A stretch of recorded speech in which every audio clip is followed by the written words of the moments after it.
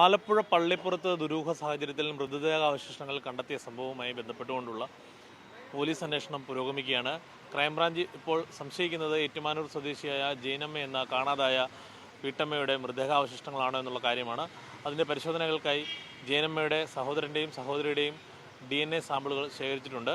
എന്നാലും ഇപ്പോൾ ജൈനമ്മയുടെ സഹോദരൻ നമ്മളോടൊപ്പം ചേരുകയാണ്. സാവിയോ, ചേട്ടാ, എന്തൊക്കെ നടപടികളാണ് ഇപ്പോൾ പൂർത്തിയാക്കിയിട്ടുള്ളത്? നിങ്ങൾ ഇത് കൊല്ലപ്പെട്ടത് അല്ലെങ്കിൽ മരണപ്പെട്ടത് ജൈനമ്മയാണ് എന്ന് സംശയിക്കുന്നുണ്ട്? നമുക്ക് അവർ ഇതിനെപ്പറ്റി നമുക്കൊരു ഐഡൻറ്റിഫൈ തന്നിട്ടില്ല. അപ്പോൾ അവർ പറയുന്നത് DNA ടെസ്റ്റിൻ്റെ റിപ്പോർട്ട് പറ്റുന്നതാണ് അവർ പറയുന്നത്.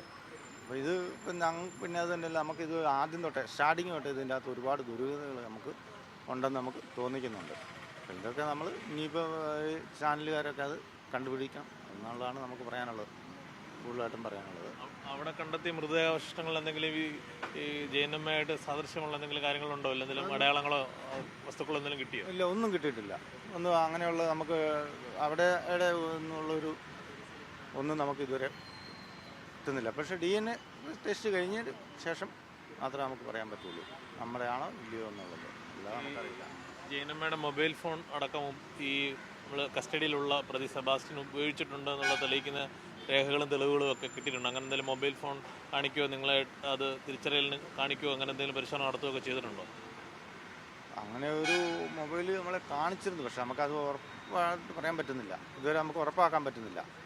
ഉറപ്പാക്കണമെങ്കിൽ ഇത് DNA ടെസ്റ്റിൻ്റെ ഇതെല്ലാം വന്നു കഴിഞ്ഞിട്ട് നമുക്ക് ഉറപ്പാക്കാൻ പറ്റുള്ളൂ. ഇല്ലാതെ നമുക്കൊന്നും പറയാൻ പറ്റില്ല. അങ്ങനെ ഇതിനെല്ലാം ദുരൂഹതമാണ്, ഒരുപാട് ദുരൂഹത ഇതിൻ്റെ പുറകിൽ കിടപ്പുണ്ട്. സ്റ്റാർട്ടിങ് തൊട്ടേ ഉണ്ട്, സ്റ്റാർട്ടിങ് തൊട്ടേ ഇപ്പോഴും ആ ദുരൂഹതയൊക്കെ ഉണ്ട്. അത് നിങ്ങൾ മീഡിയക്കാർ കണ്ടുപിടിക്കണമെന്നാണ് ഉദ്ദേശിക്കുന്നത്. ഏറ്റുമാനൂർ പോലീസ് അന്വേഷിച്ചപ്പോഴും ഇയാളെ സംശയം നേടലിലായിരുന്നല്ലോ കണ്ടിരുന്നത്. അതിനെപ്പറ്റി നമുക്ക് അതിനെപ്പറ്റി അറിയില്ല.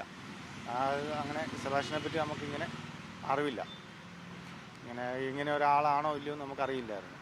ഇപ്പോൾ വന്നപ്പോഴാണ് നമ്മൾ ഒരാളിനെ കാണുന്നത്. നമുക്കറിയില്ല അതിനെപ്പറ്റി. എന്തായാലും DNA പരിശോധന ഫലം വന്നതിന് ശേഷം മാത്രമായിരിക്കും മരണപ്പെട്ടത് ജൈനമ്മയാണോ എന്നുള്ള കാര്യത്തിൽ ഔദ്യോഗികമായി സ്ഥിരീകരിക്കാൻ കഴിയുകയുള്ളൂ. പക്ഷേ ക്രൈംബ്രാഞ്ച് സംഘം പറയുന്നത് ഇപ്പോൾ അവർക്ക് ലഭിച്ചിരിക്കുന്ന സാഹചര്യ തെളിവുകളും മറ്റ് തെളിവുകളും CCTV ദൃശ്യങ്ങളടക്കമുള്ള തെളിവുകളും കൊല്ലപ്പെട്ടത് ജൈനമ്മയാണ് എന്ന കാര്യത്തിലേക്കാണ് വിരൽ ചൂണ്ടുന്നത്. ടിബിൻ ഡൊമിനിക്കിനോടൊപ്പം കോട്ടയത്തു നിന്നും ജോസി ബാബു, മീഡിയ.